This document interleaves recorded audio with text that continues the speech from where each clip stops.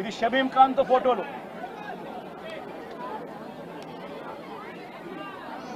మరి వీళ్ళెవరు కేసులో ఎందుకు లేరు? వీళ్ళందరి మీద కేసు ఎందుకు పెట్టలేదు? ఇంతకన్నా అన్యాయం ఎక్కడైనా ఉంటుందా? ఇంతటితో ఆగిపోవడం లేదు. మిథున్ రెడ్డి విషయం కూడా నిన్న కూడా మీరు అంతా చూశారు మీ కళ్ళతో. సాక్షాత్తు ఒక సిట్టింగ్ ఎంపీ తన నియోజకవర్గంలో తాను తిరగకూడదా? పుంగనూరు అనేది తన నియోజకవర్గం, తన పార్లమెంట్ సెగ్మెంట్ లో ఒక నియోజకవర్గం పుంగనూరు. ఆ పుంగనూరుకు ఎమ్మెల్యే వాళ్ళ నాయన పెద్దిరెడ్డి రామచంద్రారెడ్డి. ఆ నియోజకవర్గంలో తాను రెడ్డెప్పని చిత్తూరుకు సంబంధించిన ఎక్స్ఎంపీ, ఆయన కూడా పుంగనూరులో నివాసుడు. ఆయన ఇంట్లో కూర్చొని ఉంటే ఏకంగా ఇంటిని దిగ్బంధం చేసి, ఇంటి మీద రాళ్లు వేసి, కారును ధ్వంసం చేసి, రెడ్డెప్ప కారును కాల్చేసి పోలీసుల సమక్షంలోనే ఇవన్నీ జరుగుతూ ఉన్నాయి అనంటే ఇంతకన్నా దారుణంగా లా అండ్ ఆర్డర్ పరిస్థితి, ఇంతకన్నా దారుణంగా దిగజారిపోయిన పరిస్థితి ఎక్కడైనా కనిపిస్తుందా? దొంగ కేసులు పెడతా ఉన్నారు, పోలీసులను ప్రేక్షక పాత్రగా పోషించే కార్యక్రమం చేయిస్తా ఉన్నారు.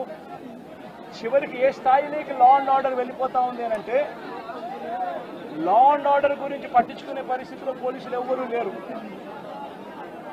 లా అండ్ ఆర్డర్ ఏ స్థాయిలో వెళ్ళిపోతా ఉందనంటే చివరికి అమ్మాయిల మీద అత్యాచారాలు జరుగుతూ ఉన్నాయి,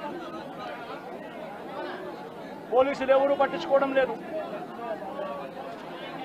అగత్యాలు జరుగుతూ ఉన్నా కూడా ఎవరు పోలీసులు పట్టించుకోవడం లేదు. పట్టించుకోవాల్సిన అవసరం ఏముంది? చంద్రబాబు నాయుడు పట్టించుకోవద్దని చెప్తా ఉన్నాడు కదా అని చెప్పి వదిలేసిన పరిస్థితులు. నేను అడుగుతా ఉన్నా, ఇదే గతంలో వైఎస్ఆర్సీపీ ప్రభుత్వం ఉన్నప్పుడు ఏ రోజు కూడా తెలుగుదేశం పార్టీ వాళ్ళని చంపండి, తెలుగుదేశం పార్టీ వాళ్ళని కొట్టండి, తెలుగుదేశం లబ్ధిదారులకు మేలు చేయకుండా వదిలేయండి అని ఏ రోజు ఇన్స్ట్రక్షన్స్ ఇవ్వలేదు. ప్రతి అక్క చెల్లెమ్మ కూడా బయటికి పోతే తన ఫోన్లో దిశ యాప్ ఉండేది. ఆపదలో ఉంటే 5 సార్లు ఫోన్ షేక్ చేసినా లేదా SOS బటన్ నొక్కితే చాలు పోలీసులు వెంటనే వచ్చి అక్క ఏమైంది అని చెప్పి తోడుగా ఉండే పరిస్థితులు గతం. ఈరోజు పరిస్థితులు ఏమిటి? లా అండ్ ఆర్డర్ పూర్తిగా దిగజారిపోయిన పరిస్థితులు కనిపిస్తూ ఉన్నాయి. ఎందుకు ఈ మాదిరిగా జరుగుతూ ఉంది? కారణం చంద్రబాబు నాయుడు అనే వ్యక్తి తప్పుడు మాటలు చెప్పి, తప్పుడు వాగ్దానాలు చేసి, ప్రజలను మోసం చేసి, ప్రజలకు ఆశ కల్పించి తాను ముఖ్యమంత్రి పదవిలోకి ఎక్కాడు. నేను అడుగుతా ఉన్నాను ఇదే చంద్రబాబు నాయుడును, ఇదే జగన్ ముఖ్యమంత్రిగా ఉంటే గత 5 సంవత్సరాల పాలన చూడండి. ప్రతి క్వార్టరు ఆ 3 నెలలు అయిపోయిన వెంటనే విద్యా దీవెన మరుసటి క్వార్టర్లో వచ్చేది. ఈరోజు జనవరి, ఫిబ్రవరి, మార్చి క్వార్టర్ విద్యా దీవెన పోయింది.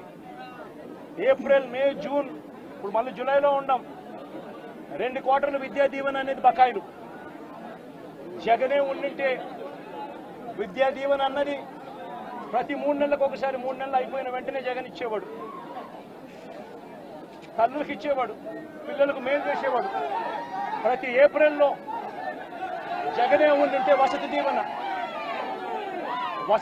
ప్రతి ఏప్రిల్లో ఒక ఇన్స్టాల్మెంట్, వసతి దీవెనకు సంబంధించిన ఒక ఇన్స్టాల్మెంట్ ప్రతి తల్లి ఖాతాలోనూ పడి ఉండేది. జగనే ఉండింటే ఈ పాటికే రైతు భరోసా రైతన్నలకు వచ్చి ఉండేది.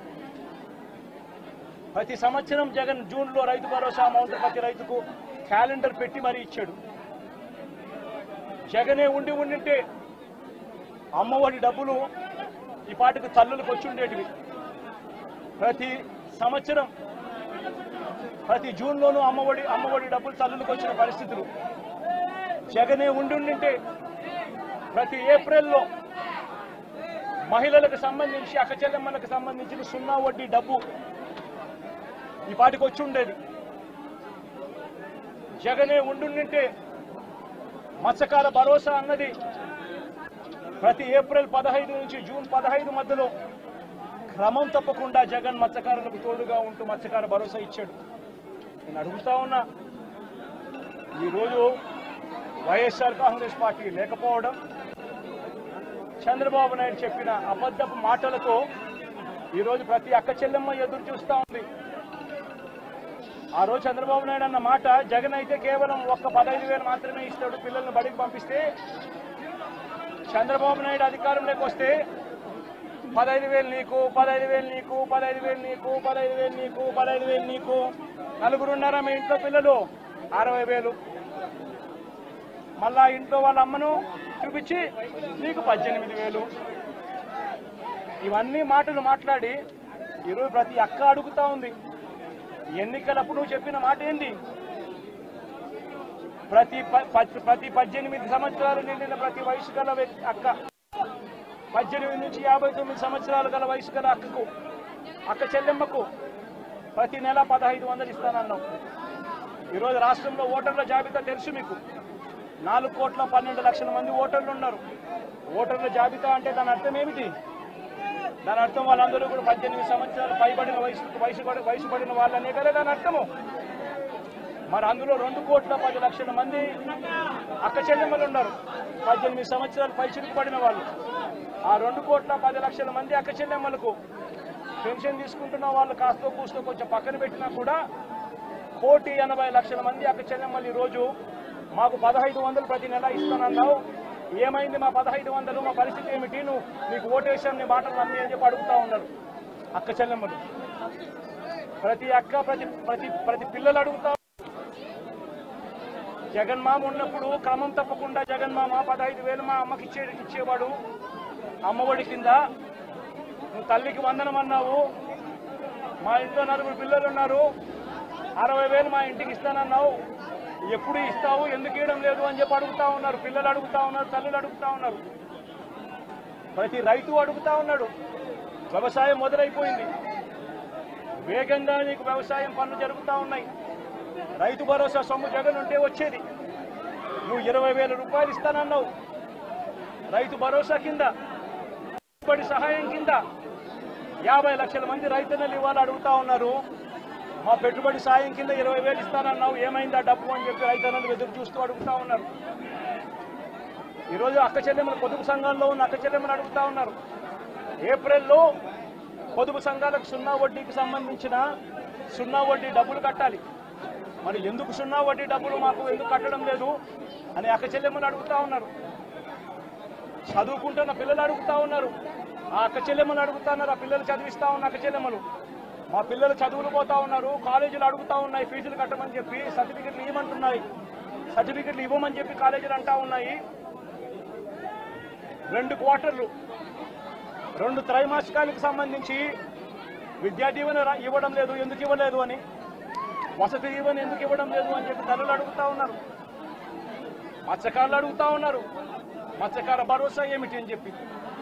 ఇవన్నిటి నుంచి కూడా చంద్రబాబు నాయుడు ప్రజలను దారి తప్పించేందుకు, ప్రజలెవరూ కూడా ప్రశ్నించే పరిస్థితి రాకూడదు అనే ఉద్దేశంతో ప్రజల్లో భయాందోళన క్రియేట్ చేసే కార్యక్రమంలో భాగంగా ఈ మాదిరిగా దాడులు చేస్తూ, ఈ మాదిరిగా అన్యాయాలు చేస్తూ, ఈ మాదిరిగా తాను దిగజారిన రాజకీయాలు చేస్తా ఉన్నాడు. ఇది నేను ఒకటే హెచ్చరిస్తా ఉన్నా, ఖచ్చితంగా వీటి మీద ప్రొటెస్ట్ జరుగుతుంది. అసెంబ్లీ రోజున, గవర్నర్ ప్రసంగం రోజున ఉభయ సభలను ఉద్దేశించి గవర్నర్ మాట్లాడే ప్రసంగంలో గవర్నర్ను ఖచ్చితంగా నిలదీస్తూ, గవర్నర్ ప్రసంగాన్ని అడ్డు తగులుతూ, గవర్నర్ను ఖచ్చితంగా నిలదీస్తూ వైఎస్ఆర్సీపీ గలం విప్పుతుంది. దాని తర్వాత ఖచ్చితంగా మళ్ళీ మంగళవారము వైఎస్ఆర్సీపీకి సంబంధించిన ఎమ్మెల్సీలు, ఎమ్మెల్యేలు, ఎంపీలు, రాజ్యసభ సభ్యులు, లోక్సభ సభ్యులు అందరూ కూడా ఢిల్లీకి వెళ్తారు. వెళ్ళి బుధవారము ఢిల్లీలో సింబాలిక్ సింబాలిక్ ప్రొటెస్ట్, సింబాలిక్ ధర్నా ఢిల్లీలో చేసే కార్యక్రమం కూడా చేస్తాం.